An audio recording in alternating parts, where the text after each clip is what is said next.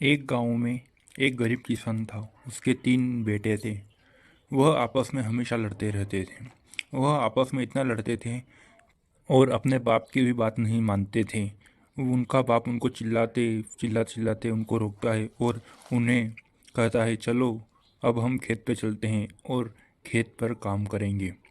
उसके बाद गरीब किसान के 3 बेटे और बाप सभी खेत पर जाके काम करने लगते हैं और वह काम करते करते शाम का इंतज़ार करने लगते हैं। उनका बूढ़ा बाप उनसे खेती करवाता और वह भी करने लगता और फिर वह शाम को घर पे आके वापस से झगड़ा करने लग जाते हैं। उसका बाप बहुत टेंशन में रहता और वह उनको लड़ते झगड़ते देख कर सहन नहीं कर पाता और उनको फिर बिठाकर वह एक कहानी सुनाने लगता है और वह कहानी उनको सुनाने के लिए उनको बिठाता है और फिर कहानी सुनाता है। वह उन तीनों के हाथों में एक एक लकड़ी देता है और कहता है, इन लकड़ी को तुम तोड़ दो।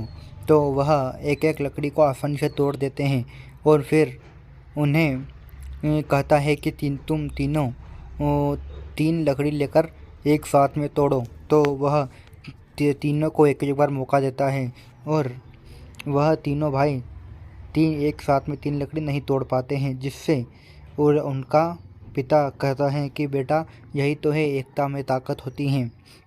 तुम अगर सभी साथ में रहोगे, घुल मिलकर रहोगे, तो हम भी आगे बढ़ेंगे और घर भी आगे बढ़ेगा और पैसे भी आएंगे, जिससे हमारी गरीबी जल्दी से दूर हो जाएगी। तुम समझ रहे हो ना मैं क्या बोल रहा हूँ।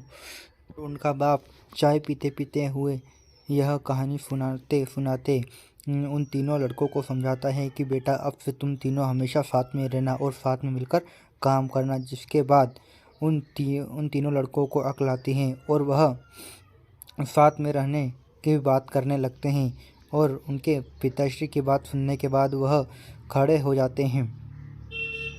वह खड़े हो जाते हैं और माफ़ी मांगने लगते हैं और रोने लगते हैं। पिताश्री, मुझे माफ़ कर दीजिए और मैं ऐसा अब कभी नहीं करूँगा। जो तीनों भाई माफ़ी मांगते हैं और रोने लग जाते हैं और वह कहते हैं, पिताश्री अब ऐसी गलती नहीं होगी, अब हम तीनों भाई साथ में मिलकर रहेंगे। और हमारी यह बातें सुनते ही उनके पिताश्री का मन गदगद हो जाता है और वह खुश हो जाते हैं और वह कहते हैं, बहुत बढ़िया बेटा, अब ऐसा ही कर